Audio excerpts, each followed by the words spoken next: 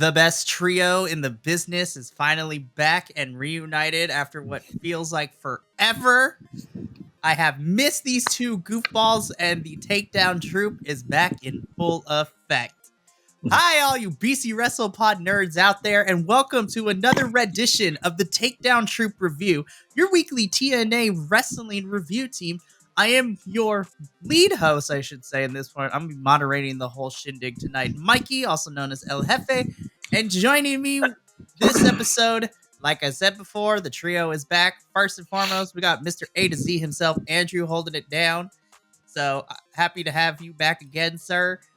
And then making his re-debut, he went away. We repackaged him. He has a whole new gimmick now. But back on the TNA review squad is Papa Oso himself, Will, which feels like months since we've had you on. Yeah, well, close. It's been a while. Yeah, it's been a while because you've been gone since Rebellion, which was at the end of April. Holy crap. I cheated a little bit because I got you back when we covered NXT's Battleground, but that was about it, and that was like 3 weeks ago. Yeah, but crazy. That is neither here nor there. Will has been caught up on all the things that have gone down on TNA because, gentlemen, we continue with this episode because we are on the road to Slammiversary, which I'm super excited about. And it's crazy that we already have semblances of probably what we're getting for matches because storylines matter and they exist in this company. I'm still salty from ROH, so bear with me. But before we get into the review tonight, some housekeeping. Remember, you can follow us all over the social medias at BC WrestlePod. That includes Facebook, Instagram, Twitter, TikTok, Threads. Check us out on Next Level, where all the wrestling content is happening. And stay tuned, because I've been reaching out to some folks for some collabs this summer. So we'll see how that goes. Of course, you can like our videos, subscribe to the YouTube channel here as well. Cop some merch as well, because we got some merchandise. Don't get the unless you are like unless you are a teenager, don't get a sweater right now. It is hot in all parts of the United States. Global warming is a thing, ladies and germs. So, but buy a t-shirt and anything else that you might want because we got merch now. And then, of course, last but certainly not least, we have a Patreon, so if you want to subscribe to that, you can, because all the watch-alongs are going to be up there, and it's about to get bonkers. We're about to do Forbidden Door this upcoming weekend. It's about to get nuts, and we'll see if we end up leaving happy, or we'll throw things at our computer screen. So either or, it's great. And stay tuned for the end of the year stuff, because we're going to have some fun moments like me and Andrew screaming like little girls when Jordynne Grace made her way into the Royal Rumble in WWE in January. Like, that was the most surprise I've ever felt in my life this year so far in wrestling.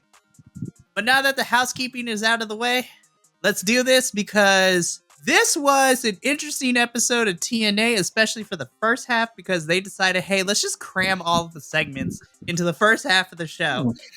And not to say that it was a slog to get through, but I was just like, this was an interesting choice. Because TNA kicks off with Jordynne Grace walking down into the ring. And she's there with Gia. And she tells Gia, she's like, look, I'm tired by Ash by Elegance. We just need to finish this business right now. I'm offering her a championship match, and I'm offering it her tonight. Obviously, the conciliere comes out, the concierge, whatever you want to call him. He comes out and says that Ash will not be doing this match. And a fight breaks out between the two of them, which is fantastic. Security, try it. I'm going to be honest. I'm like, this is Jordynne Grace, you guys. If this was a real brawl, she would put hands on everybody and throw them out of the way. The fact that they thought they were holding Jordynne Grace back, I was like, let's be all the way 100. Jordynne Grace will throw you across the ring, like, honestly. So, Andrew, I'm going to come to you first. Personally, I was like, okay, this sets up the match. I felt that this was clunky in bits, though. So, how did you feel about the setup in terms of how we got to where we got to with Jordynne versus Ash at Slammiversary? Yeah, I mean, it kind of had a weird start in the beginning, especially with her coming out and like saying the match was going to happen now. I had a feeling there was going to be something that was going to put it off till Slammiversary. And there was some weirdness when Ash by Elegance came out, and just it was kind of felt stutter stopped kind of at moments. But then once the action started, it was a lot A lot of fun. It did fit with the characters really well. It made sense. This is, I think, what we all want is to see the two of them at Slammiversary, no matter what the outcome's going to be. And I did like that because this was Ash by Elegance's security that attacked Jordan Grace. When Santino came out, at first I thought it was one of the security people, and he like grabbed Jordan, and Jordan like turned on him, and then she saw it was him, and then he went with her and was just like, "What are you guys doing here?" Like he was yelling at the security people because they're technically not TNA security. So it was like he came down and he was like on her side, backing her up. So I thought that was kind of fun. All in all, I mean, it's doing the right builds that it needs to do. It wasn't the smoothest at points, but it served its purpose. That it did. And we all have been saying, because with Jordan going through, since winning the title back at Hard to Kill, Jordan has kind of gone through pretty much big prominent players in the Knockouts division. She beat Trinity in at Hard to Kill, and she beat her again at the rematch, like at the taping the following day. She beat Giselle Shaw back in February, and then Jordan has pretty much beaten everybody that's been given to her. Like I said, you have Giselle Shaw, Trinity. She beat Steph twice, one for the championship at Rebellion, and then in the mixed tag team match when she teamed up with PCO at Under Siege. And most recently, she beat NXT's Tatum Paxley at Against All Odds. Because, you know, NXT and TNA are doing a cross promotion. She Don't also remind me. beat Tasha Steeles and Zaya Brookside at the Yep. same time, and then beat Zaya in the rematch. Or no, Tasha in the rematch. Tasha in a rematch, yeah. So she pretty much has gone through almost everyone, which means that the logical choice is, until Masha becomes a single star again, which who knows if that's going to happen, the only person left is Ash by Elegance, and I'm excited for it. I think Ash has kind of earned this since debuting at Hard to Kill and all the wins and matches she's been doing.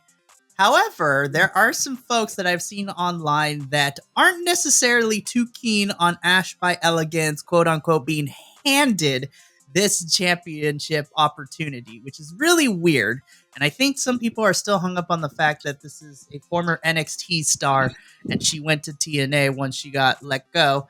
Will, I'm going to come to you with this question. Now, it's been a bit since you've been here, but you have been keeping up a little bit, and, you know, we caught up with everything. Do you think Ash has earned the right to face a Jordan, or do you think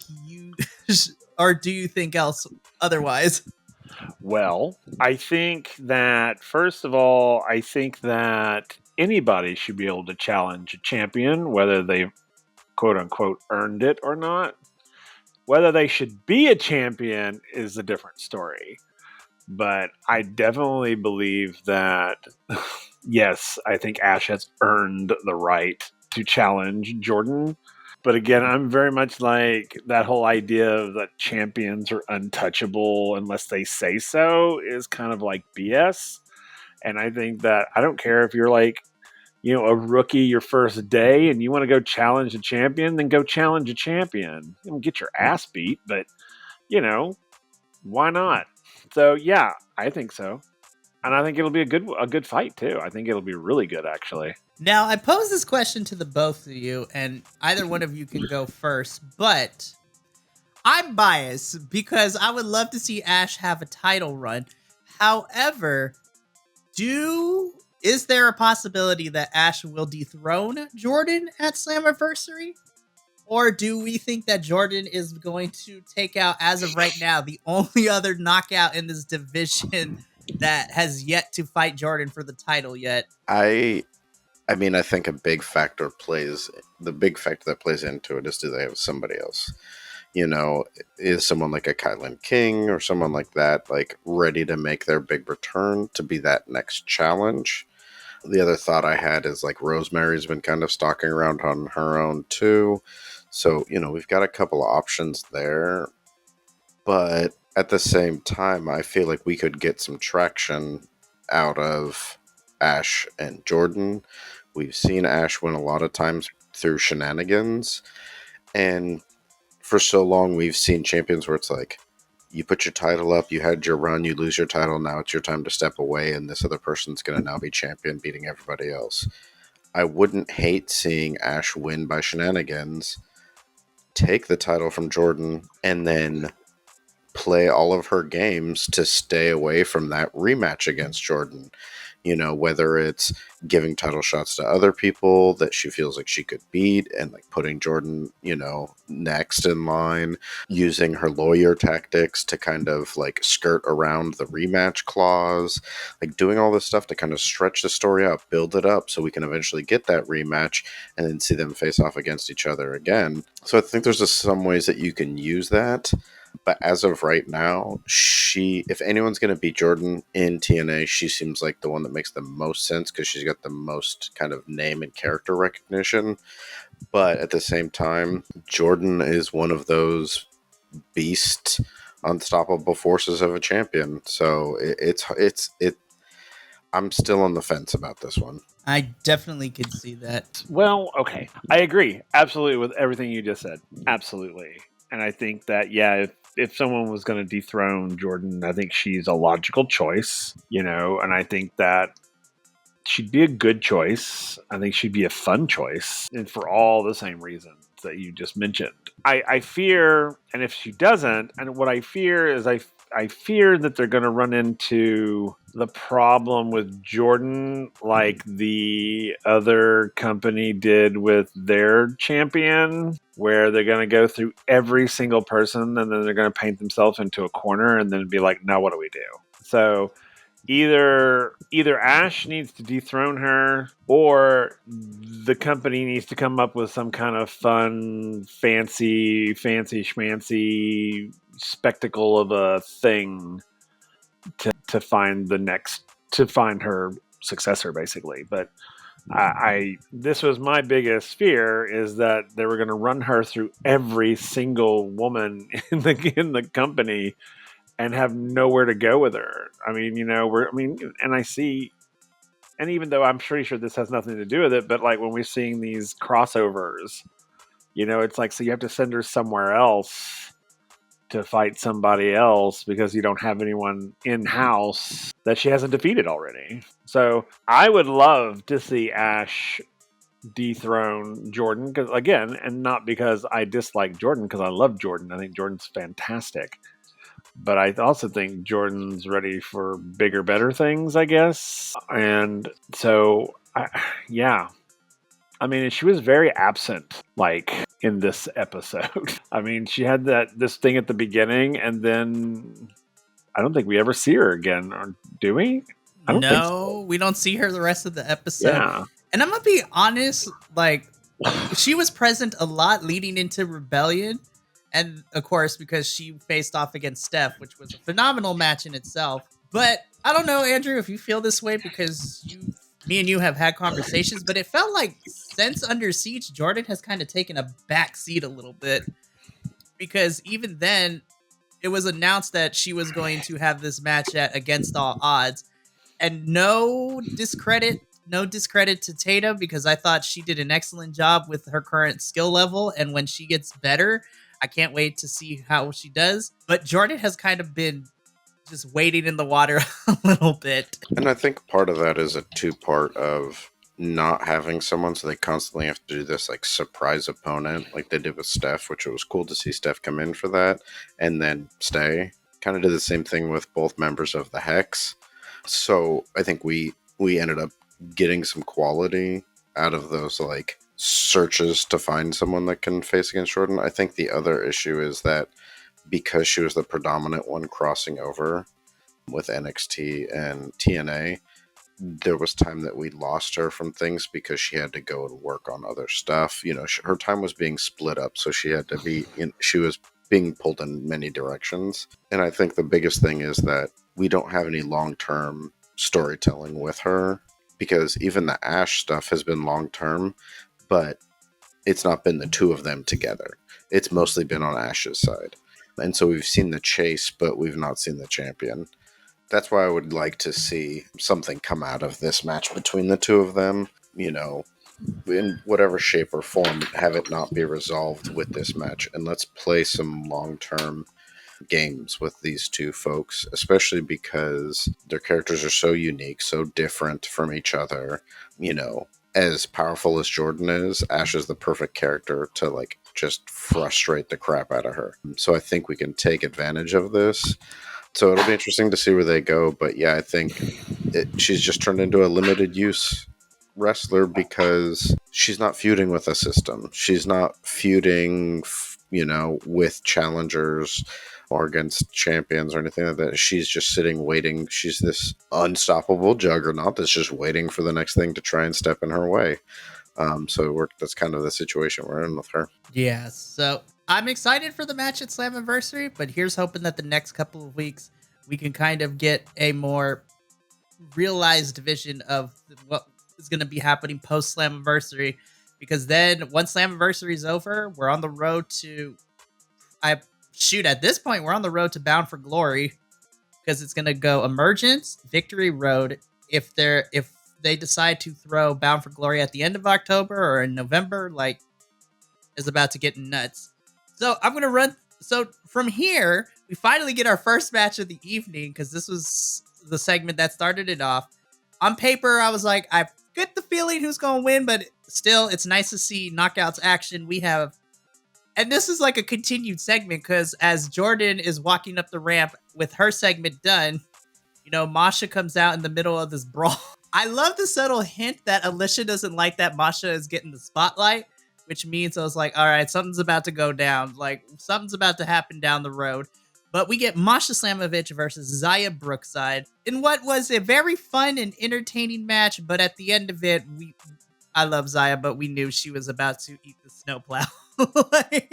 Yeah. I did like that Alicia came out with Masha. I like seeing them together as a tag team, especially because of the champions. Like, they should be having each other's back. And it makes sense. Like, Alicia should want to come out for Masha's matches because it's a chance for her to be seen more. And she should want Masha to come out for her matches if they're singles or whatever, because she's basically her enforcer. So there's like reasons to have them come out together other than just being the champions. They like want to look out because they want to keep those titles. I did enjoy the match, but I'm not a fan. And TNA is doing this a bit, and it's because of their roster size, but I'm not a fan of having the tag champions come out and one of them wrestle in a singles match. Put Zaya Brookside in just a temporary tag team with someone and have the tag champs face off against just a tag team that they're going to beat anyway. But give us some more action with the actual champions, not a singles match. It was good. I'm glad it wasn't just a squash match. But I think all in all, it was a reflection of how shallow the knockouts division really is in both singles and tag team. I think, we really need some depth in there so we can have some variety of matches and really have some quality opponents wrestling in the specific divisions that they're supposed to be in. Agreed. I mean, Andrew, you bring up a good point, because I feel that this is really the first time where, I mean, it's always been there, but I feel like this is the first time where I like made the realization that I was like, dang, we kind of don't have a big roster size right now, which is kind of crazy. I was like, because normally they utilize everyone they got pretty well, but we haven't really seen Tasha too much. Giselle is working on making her way back. She had a return match, so who knows if we're going to be doing something with her. Kylan King is out on injury. Who knows what happened to Havoc? Like, I hope she didn't get hurt. Rosemary's waiting in the wings somewhere. And when we look at the Knockouts tag team division, all we have right now is Masha and Alicia until Kelly returns.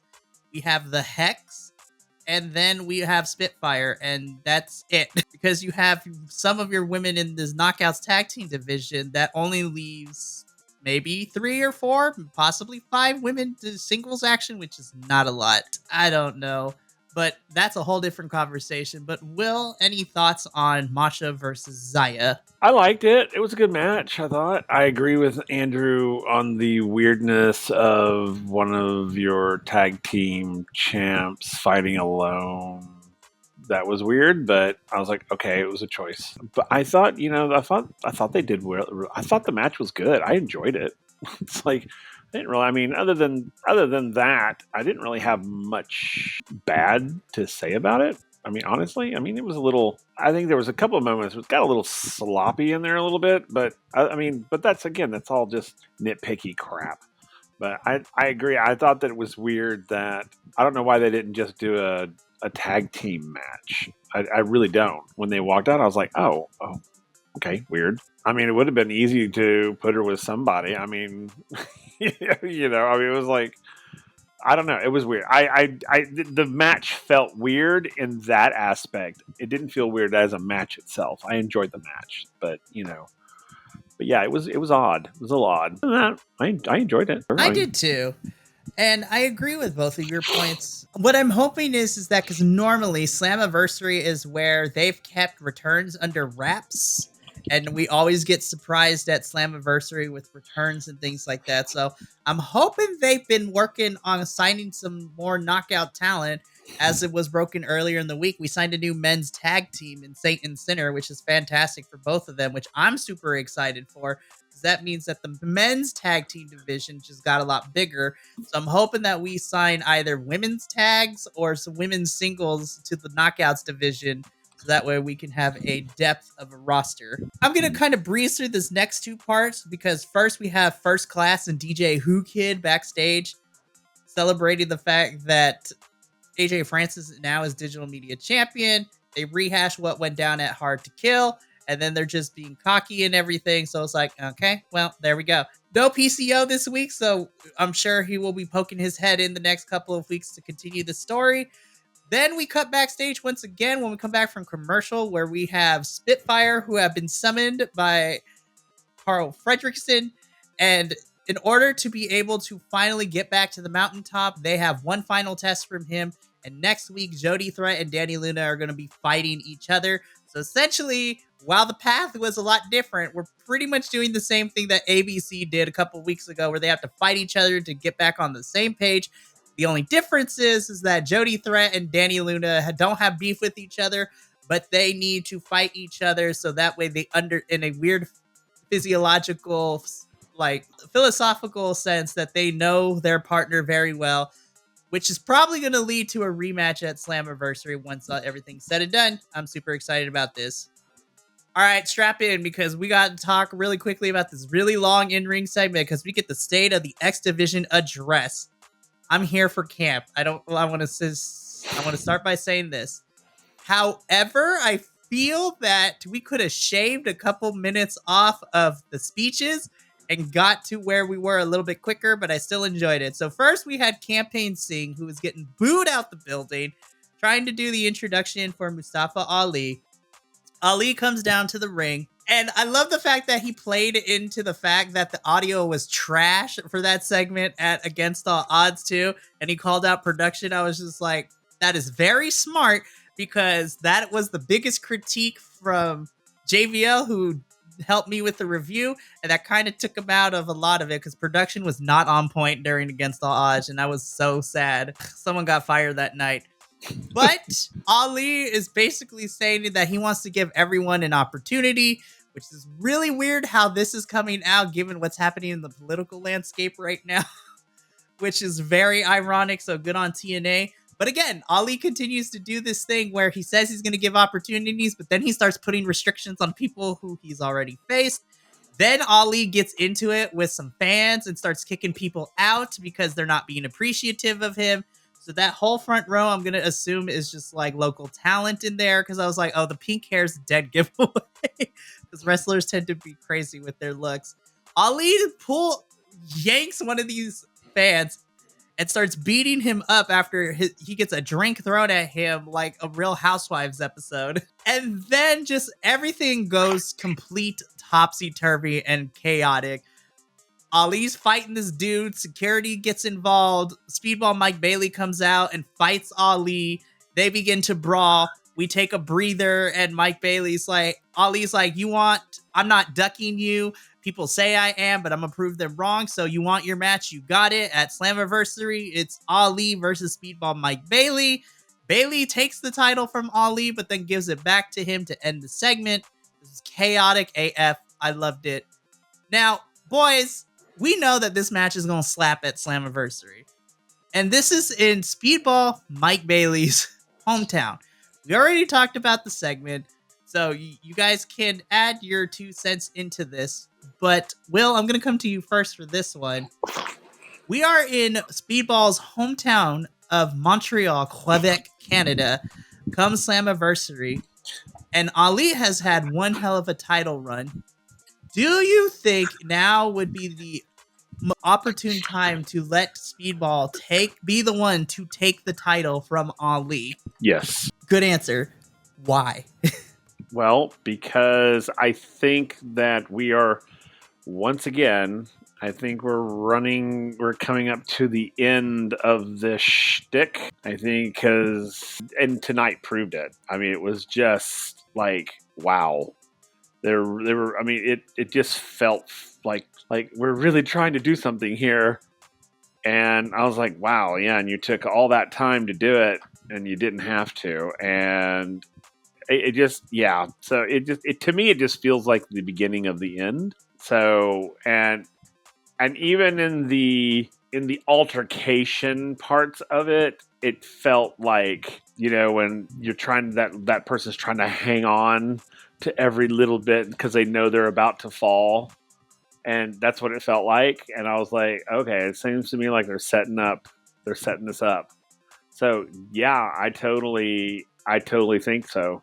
I think it's, and yay for him. I mean, I think it's time. I really do. I think it's time, and I think he'd be a good champion. And just because he's just so damn down to earth, you know what I mean? It's just like, yeah, I think this whole, and I was never really a big fan of the whole political aspect of a wrestling character. It was weird to me.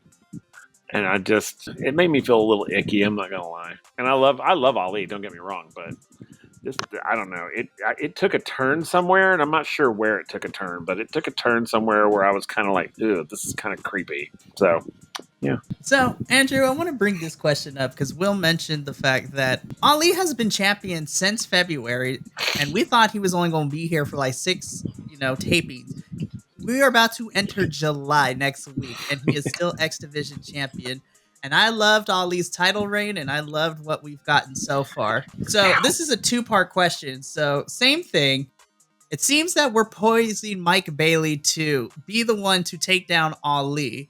So the question becomes, do you think that this is the opportunity? Again, do you think this is the opportune time to have Ali lose the title?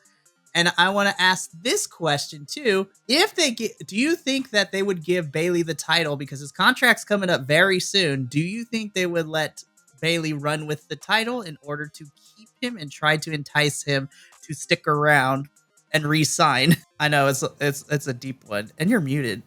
I agree. I think this is a good time to take the belt off of Ali. He's had it for a phenomenal run. He's done a lot in the time that he's been there, because you got to remember, he wasn't just wrestling in TNA. He's been wrestling in other places too. He's done a lot. He's undefeated since basically he's stepped out of the big federation and went in on the run that he's been on. He's played a phenomenal heel, and so I think someone like Bailey, who is very much the baby face, everybody just, Bailey's style, charisma, character, presence, everything just really endears people. And so I think this is a great time to take having that like political kind of sleazy sweet character that had the title for so long, change over to the like genuine baby face who can then have a run. And honestly, Bailey is probably one of the most under-recognized and underappreciated by the general public of professional wrestling fans, of wrestlers out there. I mean, Bailey's style skills are phenomenal. I would love for them to be able to get a really solid title run. I think holding the X Division title, and there's so many great matches that we could get. There's all of the people that Mustafa Ali faced and now get another chance to wrestle for that title. And I do think giving him an X Division title shows that, like, hey, TNA is willing to invest in you, willing to give you a prominent position, make you more than just where we've had you for the last couple of years. And let's not forget, Bailey has had what's it? Back-to-back matches of the year in TNA and back-to-back performer. Is that what it was? I think that's what it Like, was. I Yeah, believe it was X Division's like that's what it was. X Division, champion. no, Yeah, X X Division Division star of the here. year and match of the year for TNA. Back to back, yeah, with 2022, his 1 hour match against Josh Alexander, and then last year was his match against Osprey Yeah. at Bound for Glory. And honestly, this match with Ali could be the third in a row, which is also the other reason that I think this is the match to let Bayley win, because it's going to be an epic match. And if you want to send your new champion forward on their reign with a lot of momentum, this is the type of match for them to win and go forward. So I think it's just a natural course of things. I don't know if that necessarily means that Ali will be done with TNA, because hell, I'd love to see Ali in like the world title picture or something if he's going to stick around. And I don't think Bayley needs a lot of encouragement to stay in TNA, because I think they really like it in TNA, appreciate what they're able to do, and then they're making appearances in other promotions too, showing up, doing all these different kind of shows. So it's not like it's hindering them from being able to work, more than just the weekly shows of TNA. But then also being able to do that while being an X Division champion is a pretty big thing. So I think that might be enough in motivation to keep Bayley in TNA for a little while. I hope that's the case because I love Ali as a talent. I think he's had a fantastic title run, but I would love to see a Mike Bailey X Division Championship run for the second half of the year, because Ali has pretty much carried the X Division title and the division for this first half of 2024, and I would love to see what a babyface Speedball Mike Bailey Championship run for the second half of 24 to look at. And you're right. I hope this motivates. And even though Speedball doesn't really need too much encouragement, hopefully he'll re-sign with TNA because of the flexibility there. I would hope so. Speaking of motivation, this match motivated me to remember that the men's tag team division was actually pretty good, because we get a triple threat tag team match. After a long period of segments, we finally get to our second match of the evening. And from here on out, it was just match after match after match, which I was like, this is weird where we put everything, but you know what? I'm not going to complain. So this is a triple threat tag team match. We had ABC taking on the Rascals versus Jake Something and Cody Deaner.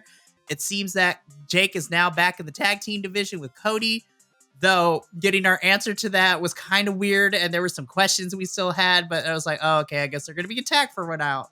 He's on my television screen, so I'm not going to be mad, but yeah, no. After some trash talking at the beginning, the bell rings, and we just put our foot on the gas for like 13 minutes. Like, everybody was doing their thing. I'm gonna be honest, Jake had my favorite moves. He literally got head scissored twice and then rolled into picking up Trey Miguel twice and then throwing him into Zachary once. Jake Something is just an animal. I don't like his strength and his hops, and just the way that he's able to maneuver that large frame of his is astounding. But ultimately, while this match was at 100 the whole entire time, ABC pick up the victory. Poor Deaner got the pin, which I was like, makes a lot of sense. I'm kind of surprised that Rascals didn't get pinned, but given the fact that they got their butts handed to them at against all odds from Macklin and Santana, they're like, we'll give you a break tonight. So, Andrew, tag team wrestling. We've talked about it in the past, the men's division. There's lots of options. We got a good plethora, and we have a new men's tag team, as mentioned earlier in the review, too. First and foremost, how did you feel about the match and everyone's performance? And then, same question, it seems that the rematch between ABC and the System is on the horizon. Do you think it would be a smart move to have ABC claim their third title reign at Slammiversary? As far as the match goes, yeah, I agree. It was a great match. Deaner and Something felt like an odd addition to this, especially if it wouldn't have been the Rascals and would have been some other people, wouldn't have felt as weird. Having Rascals and ABC and then Diener and something. Felt a little weird. And they were obviously put in there to take the loss, but they did a surprisingly good job keeping up with these other very, very established and very good tag teams. There were clear spots where it was like, let's put Rascals and ABC in there against each other, and then something in Diener came in and like kind of disrupted that. After the power bombing the Rascals into each other, there was a moment when he caught Ace Austin and he looked like he almost broke Ace Austin's neck throwing him on top of the Rascals. He's ridiculous. Jake Something is just a ridiculous human being, but in the best ways. As far as their future goes, I have my theories that we've discussed about the matchup going into Slammiversary. I also feel like because they took this loss and it was Diener who got pinned, they can play into this friction that they've kind of had since they've gotten back together if they're going to split them up. So I think there's a lot of possibilities where they go from that. As far as ABC getting their rematch against the System, I'm kind of on the fence about if Slammiversary is going to be the beginning of the fall of the System, because I feel like a lot of things have been set up that this could be the big event where they all lose their titles. It makes sense. I have my theories about who's going to win, the world title from Moose, and it's a 6-person match, so there's a lot that can go on in that kind of match. We're going to probably get Spitfire versus the Militia, and they've been building them up so they could re-win their titles, and ABC makes sense to take the titles from the System because even though they're a smaller team, they're a phenomenal tag team. So I do think that if someone is going to lose their title in the System, they're all going to lose their titles. And I think once that happens, we're going to see the fall of the System. But if someone's going to keep their titles, that's going to give us a pretty good idea that they're all going to walk out as champions. I agree. And then I was reminded too that I feel that ABC should beat the System at Slammiversary, especially since they have the momentum, but they got a huge victory at Against All Odds too. They beat Eric Young and Josh Alexander clean. Not to mention, Josh was the one that got pinned in that match too, which surprised the heck out of me. But Will, same question to you. What did you think about the match? And then we have been planting the seeds for the System's downfall. If not ABC, what do you think? Who do you think should? Well, I mean, it's the same question. Do you think ABC is the correct choice to dethrone the System for the tag titles? Yeah, I think so. I think, first of all, the match was fun. I love the match. And any chance I can watch others beat up on the Rascals, I'm good to go. And when Jake was hitting a bitch with another bitch, I was just like, I was in love all over again. But yeah, I think, and I was super excited when ABC won. I was super excited because I really like them. But yeah, I think so. And I agree. I think the Systems, all of them are going to lose their titles all at the same time. I think it's going to be like a total like server crash. It's like the whole system goes down, and yeah, I think that's what they've probably been building to. Like, oh, they're gonna create this thing, and they did, and they created this thing, and then like now we're gonna watch it just collapse, all at one time. And I really kind of hope that's what they're doing, because I think that would be it'd be great television to watch, especially if you watch all of them lose their titles at the same time. That's just ratings 101. I mean, really. But yeah, no, I think so. I think ABC could be the ones to do it, honestly. I mean, I feel that ABC should be the ones to do it, because if not, no other tag team has been built up to take down the System and their titles. So it would make sense, and I would love for ABC to be the first tag team in TNA history to have 3 consecutive title reigns after losing them. So I'm excited. All right, so we didn't wait till the end of the show, but we're gonna breeze through this, because speaking of the System, we get the backstage promo from them, They're talking about how they're mad at Santino and that they're the best thing. So literally the same promo we've gotten since Hard to Kill from all of them. Like nothing new. The only addition is that now in the background we have Johnny Curtis Dango, who is now aligned with the system after returning it Against All Odds. I'm still mad about how he was utilized at Against All Odds in the tag team match with the Nemeths. I was mad, and I was more impressed than a panini. But we go from there because they didn't wait till the end of the show, and this is where all the confliction happened, and so many theories have begun running wild in my head. But Tom Hannafan and Matthew Raywald let us know that next week we have the final 2 qualifying matches for the Road to Slammiversary 6-man elimination match, where we have Frankie Kazarian versus Mike Santana, which I think that match is going to slap. I'm hoping Santana wins, but I can also them seeing throwing Frankie into the match because right now, fast forwarding, because right now all the challengers are faces. So I was like, I wonder if we're going to throw a heel in there, but I feel that Mike Santana, this would be a good test of his return to throw him into this match because I think Mike Santana has earned it at this point. And Frankie doesn't need to go after the title like this, but who knows? And then the second match where we were all conflicted because we need to figure out whose side are we on, because it is Joe Hendry versus Jake something in the 6th and final qualifier match. And I feel like a parent and I have to choose between 2 children. I'm like, I don't know who to pick because I can make a case for either one. I would love for Joe to be in this match, given the fact that he's been eating all these L's lately. But because of the feud that he's been having with Frankie Kazarian, I think Jake is going to end up in the match somehow. Either way, I will be happy and sad at the same time. So those are our matches next week.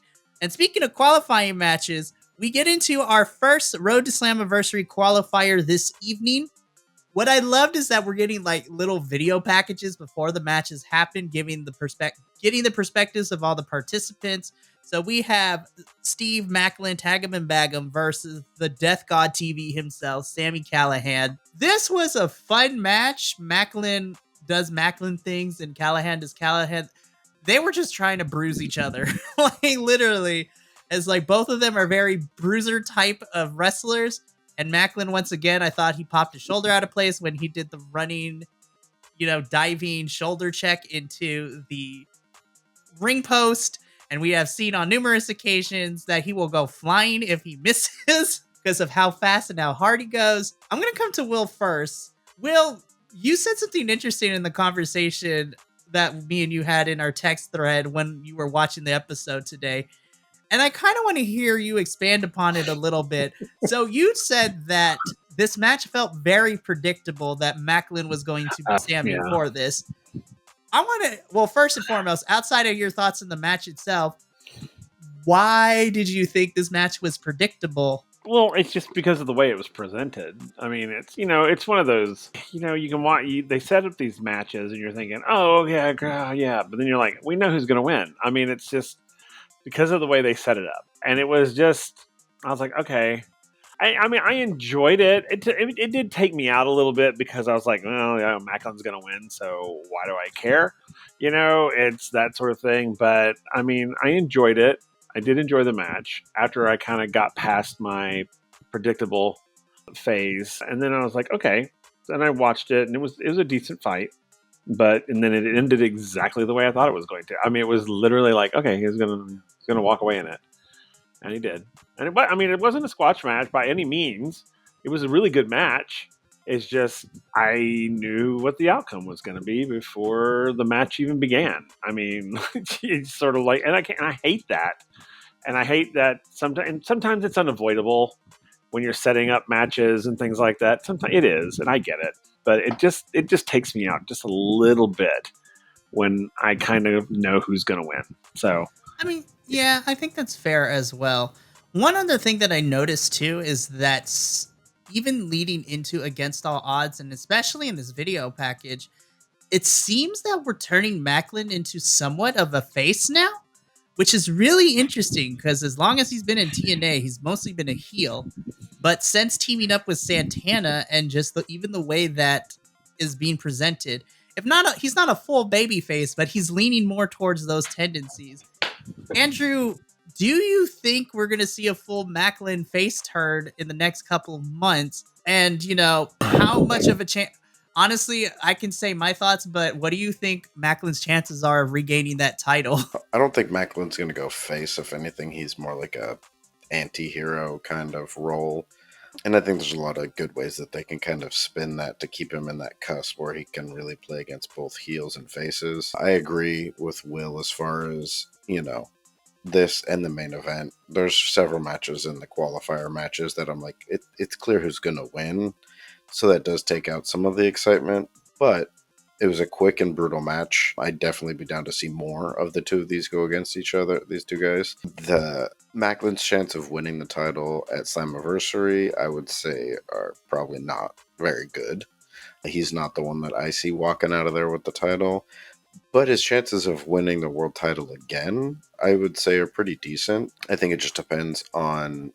It's got to be the right person that's holding it for him to win it against. But I could see them spinning him being in the title picture of the world title into him going after a different title. But yeah, I think he's still in that position where he's more of a roadblock and challenge for the people trying to get to the title that are going to hold it. I mean, we go from one qualifying match to, a bit later, we'll talk about it in the main event, but we had no time to breathe because then we get probably the more interesting match on the card in terms of like what happened afterwards, because on paper, I knew I was going to have fun because I love these two. Alan Angels versus Kushida. Again, I never get tired of Kushida's Back to the Future-esque ring gear, which is fantastic. Poor Alan Angels, he can't catch a break. Every time he fights, I was like, well, I know he ain't winning this one. I will say, I did get taken out of the match a little bit post-match because Jonathan Gresham comes in, and I feel that security kind of took a little too long to get there, which that's the other thing I forgot, because Will messages me. He's just like, what in the blue hell happened to Jonathan Gresham? I was like, oh yeah, I forgot. We got to fill you in because now he's this Cthulhu-esque monster type of thing, and I'm kind of here for it. Like, though we have had our critiques because they're only doing surface level stuff, and I'm ready for TNA to pull the trigger a little bit more. I mean, I will open this up to whoever wants to go first. How did we feel about what essentially was a little bit competitive, but we knew that Alan Angels was not winning this. So by all intents and purposes, it technically was a squash match in a sense. And what do you think, and I'll pose this question for both of you to answer. What do you think TNA needs to do in order to take Jonathan Gresham to the next level? Because I like this character. I like the ink, but there's still, for me, there's some things missing. And I'm trying to figure out what TNA can do to push it to the next level. So whoever wants to open that can of worms first. I agree. It was a good match for what we got out of it. The whole time before the match, during the match, I was thinking, I hope we get more with Kushida and Gresham, which obviously afterwards they continued stuff. I hope we're building towards something with this, something of substance. I also feel like there needs to be more people involved other than just Kushida, especially with this whole like ink infecting people. Alan Angels is so underutilized. He does such a good job with the sound check stuff. That's something like he has taken that and run with it and done phenomenal with that. But he's so good in the ring. There's so many things that they could do with him too at the same time, even keeping with that character. As far as Jonathan Gresham goes, my biggest critique is if he's going to be a monster character, he needs to be a monster character. They need to make him less vulnerable. He is on the defensive side at best most of the time when he's in matches, and I think they need to make him harder to hurt, and they need to make him more dangerous to his opponents. I think doing those things will really make him frightening, and doing more of the segments like we've talked about, like the calling Santino and being backstage and giving more of that.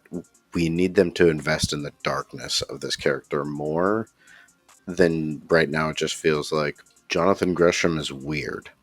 He's weird in a way that his opponents are like, I feel uncomfortable wrestling you right now because I don't know what you're doing or thinking, but that just makes it feel like he put on a mask and is behaving differently. I want to see that he has actually changed into this thing. And it feels like he's willing to go there because every time he's there, he's playing into the character. but they're making him too vulnerable. I tend to agree. Will, this is really your first introduction to this new version of Jonathan Gresham.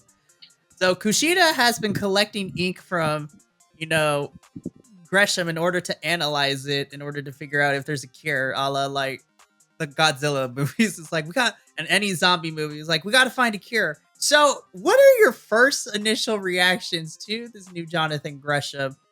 And same question. Well, I mean, yeah, so pretty much same thing. How do you feel about this new version of Jonathan Gresham? Well, I mean, I didn't know what was going on because obviously I haven't been here. But first impressions, I thought it was kind of dumb. I mean, and I think it's because it's so theatrical that it's ridiculous. It's like I'm kind of agree with what Andrew was saying. It's like right now it's just a man in a mask. I mean, that's all it was. Because they're like, oh, Gresham. And I was like, ooh, what's this cool thing happening? And then it happened. And I was like, oh, that was kind of disappointing. Okay, all right. And then, it just theatrical. And I'm like, usually I'm like really into the theatrical. I like the theatrical, obviously, because I'm a theater person. But I just was like, it was kind of hollow and all that. But again, I didn't have context. So I didn't know what was going on. But I was just like, and then the ink happened, and then I was just like, so is he like a squid? I was like, I mean, I didn't get the Cthulhu thing at all. By the way, I didn't get that at all. I literally got like a human squid or something, and I was just like, I don't understand what's going on. And I'm like, why does the human squid have issues with Kushida? Like, does he because he likes seafood or something? I don't know. I mean, he ate one of his like brothers. I don't know. I just was like, what the hell's happening? That's when I sent you the message. I was like, what in all that is holy is this? Because I didn't know what was going on, and it didn't make any sense to me. And because again, I didn't have context, so. But now that I do have context, I'm still kind of like, what? Okay. I don't get the Cthulhu thing at all. I literally got human squid. So if he's going to be Cthulhu, then be Cthulhu and not like Squidward, because that's kind of what it feels like right now. Squidward on a bad day. I mean, truly, it's what it feels like. So. Oh God! I mean, it was cool. I mean, I like the mask and the way the eyes and whatever that was. I guess the silver things on his teeth or whatever. And I thought that was cool. But I was just like, I don't understand what it is. I don't understand who you are. Who are you? Like, who are you trying to be? That's my whole thing. I don't know what he was trying to be. I literally was like, oh, he's like a giant squid with the whole ink thing, and I saw a preview of Kushida when he was throwing up the ink or whatever and all that. And I was just like, what the hell is this? I was like so disjointed. And then you guys are telling me just now about it. I was like, oh, I still don't get it. But okay. I mean, yay, I guess. I mean, it wasn't even like his entrance wasn't even all, ooh, it was just like, I was thinking like, if you're going to do that, it needs to feel like the end of days. Like the lights go down, the red comes haze and smoke, and and maybe like put some cool UV contacts in, and yeah, I mean, like if you're gonna do it, man, because he just sort of like came in all like, look at me, I'm a zombie, and I was just like, okay, all right, Hear that, TNA? Will is for hire.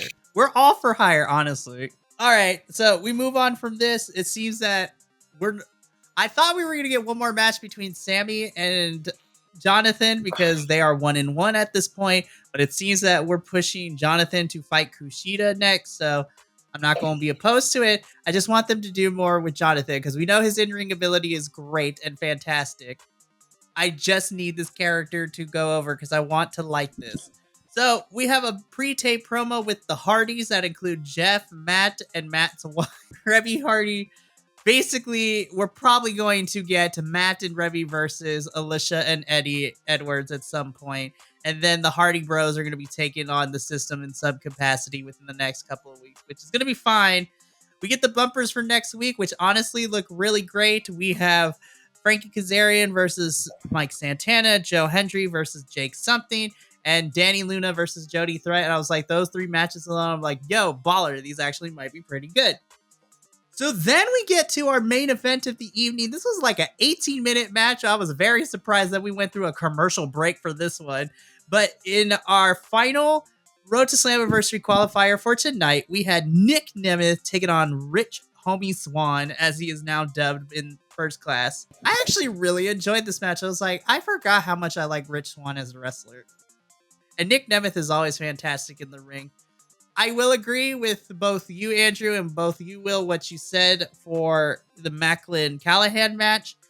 As soon as I saw this on paper, I was like, well, Nick is definitely not losing this one. But I am happy that this was given time, and then that this was actually a pretty good back and forth. And I love watching AJ Francis get caught for doing stuff he's not supposed to, because he actually got caught. And, you know, the comeuppance is going to be great. But Andrew, I'm going to go to you first. How did you feel about our main event? I thought overall it had some really good action. It was a good showing from Swan, and it was funny that commentary brought this up because I had the same thought too. Swan looks like he's in incredible shape now. He got it. And I know that's part of the thing of having this time between their tapings, but he looked the best he's looked in quite a while. I like that we actually got to see him hold his own against Nemeth even after Francis and Who Kid were ejected, which also I don't know if I don't know if I missed it when you talked about the promo, but AJ Francis is now the international heavyweight champion. Yeah, that one was also weird. Which I kind of like how they set that up, and I looked into that title more. It only ran for 11 years, and the last time it was active was in 1987. Crazy. So, yeah, it's pretty funny, but I kind of like what he's basically doing. He's like padding his resume. As far as this match goes, yeah, it was fun. It was good. It was competitive. You know, it's nice that they set these up, even though we know what the outcome's going to be. The ending sequence from Nemeth was, you know, I mean, it was like super kick into his DDT, which always looks beautiful, and right into the zigzag, which credit to him, but also credit to Rich Swan for being there for every setup for that finish. It looked great.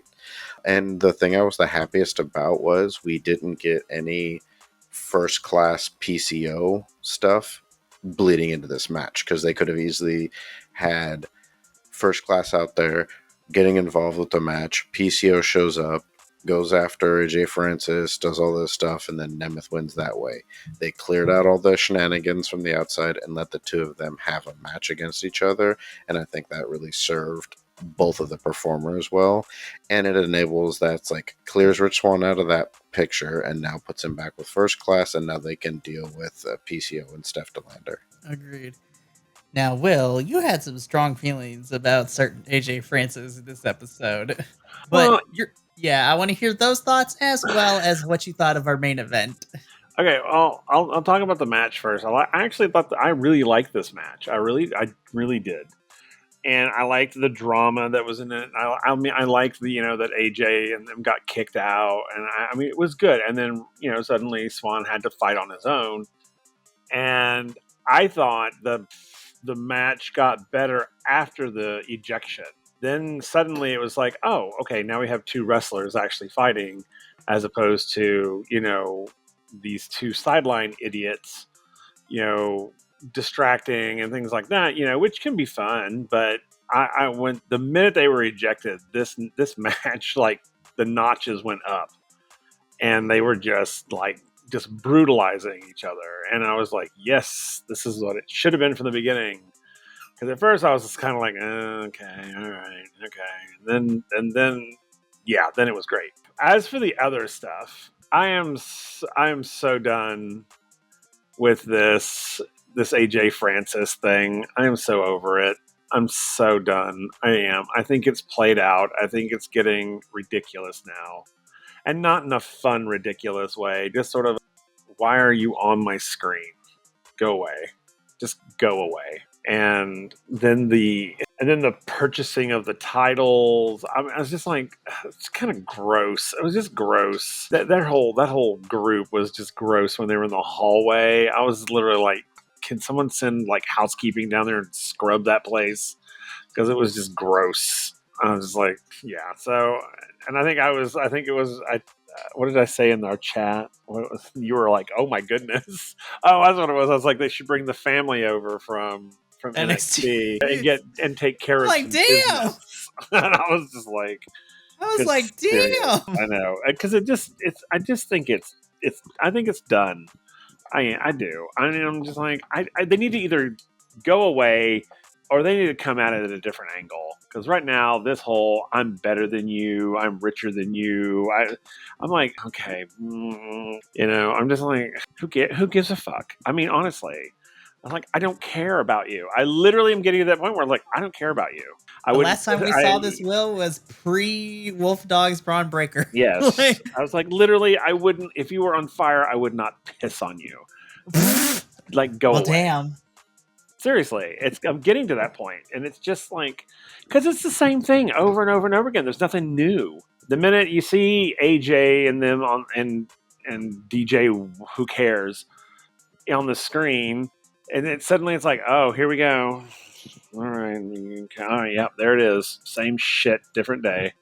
It's like, do something different. I'm so tired of oh, hey, our shtick works. Let's just keep doing that. And I'm like, okay, I guess. Well, what I'm hoping for this is because of everything that happened last week, in which they interrupted PCO and Steph DeLander's date. I'm hoping that this sets up PCO and AJ Francis going at it for a little bit. And what I would love to see, honestly, is Steph go 2-on-1 and destroy them. Like, having Steph destroy them would be fantastic. But that was our main event. Nick Nemeth pins Rich Homie Swan and is moving on. Right now, this main event for Slammiversary with the 6-man elimination match is stacking up to actually be probably the barn burner of the night. Because right now, it's Moose taking on Josh Alexander, taking on Nick Nemeth, taking on Steve Macklin, and then the possibility that in some combination we are either going to get Frankie Kazarian, Mike Santana, Joe Hendry, or Jake something added to that mix. That is a lot of things. And then Hammerstone comes back and destroys everyone.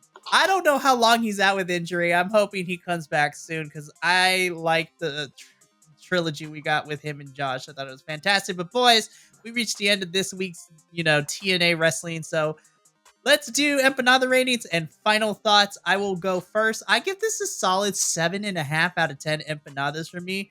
I think my biggest issue with the show is just that you literally stack the first half of the show with all of your segments in the promos.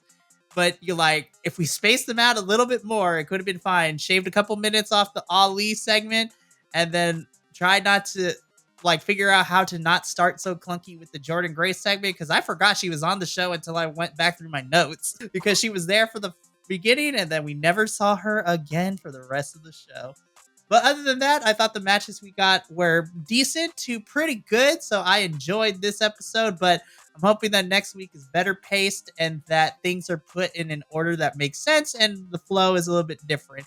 But I give this a 7.5. I thought this was an enjoyable episode. Eeny, meeny, miny, mo. Andrew, you shall be the next to go. So, final thoughts and another rating for this week's episode. I give this week an 8. It was a solid show. They're doing clear builds towards Slammiversary. I didn't have as much excitement this week as I did last week going towards Slammiversary, but I'm still really happy with what it looks like we're getting for Slammiversary, and I feel like a lot of the things that I was excited about possibly happening seem to be the way that they're going. Like, it seems like what they've already kind of showed us is where they're leading us, and where they're leading us I'm excited about. So while this wasn't as good as last week's, it's still building us in that right direction, and so it was a solid show for me. Agreed. Then finally, Will, final thoughts and empanada rating for this week's episode. I thought overall it was pretty good episode. I mean, like I said, it's been a while. I've been out for a while, but yeah, I thought it was pretty strong. I didn't, it had a weird structure to it. I mean, yeah, all of the sort of promos at the beginning, basically like a promo dump, but then I kind of, after that, I was kind of like, oh, okay, because now we're just going to watch wrestling all night. So I was kind of like, okay, I'm here for that. So that didn't really bug me. For the most part, I thought, well, not for the most part, I thought all the matches were really well done. I thought they were all strong, and yeah, I agree. I think it was a good build to Slammiversary. I mean, yeah, I gave it an 8 out of 10 as well. I mean, I thought it was a pretty strong episode. Honestly, weird structure, but good. Yeah, cool. Alrighty, well, that's going to be it for us this week. The road to Slammiversary continues. We are, I want to say 3, yeah, oh my god, we are 4 weeks away from Slammiversary. So it's going to be here before we know it. But thank you so much for tuning into this episode of the Takedown Troop. A special announcement for everyone who's watching. Beginning next week, starting with the AEW Forbidden Door review, we are going live for all our reviews now. So no more edited reviews. Everything is going to be live in Technicolor. We're going to flub up so much. It's going to be fantastic. So everything we say is going to be live, unscripted. It's going to be fantastic. But until then, from all of us here at Takedown Troop and BC WrestlePod, remember, take care of yourself, love one another, stay Bi-Conic, and more importantly than anything, you always deserve to finish your story. We'll catch you next week for the first live rendition of Takedown Troop. But until then, adios, sayonara, and we'll catch you on the flip side. Thank you so much for tuning in to another Vibe Tribe production. What's gonna happen next time? Well, you're gonna have to tune in to find out. But until then, remember, take care of yourself, love one another, and as always, make sure that you keep the good times rolling. Thank you for being here, and we'll see you next time.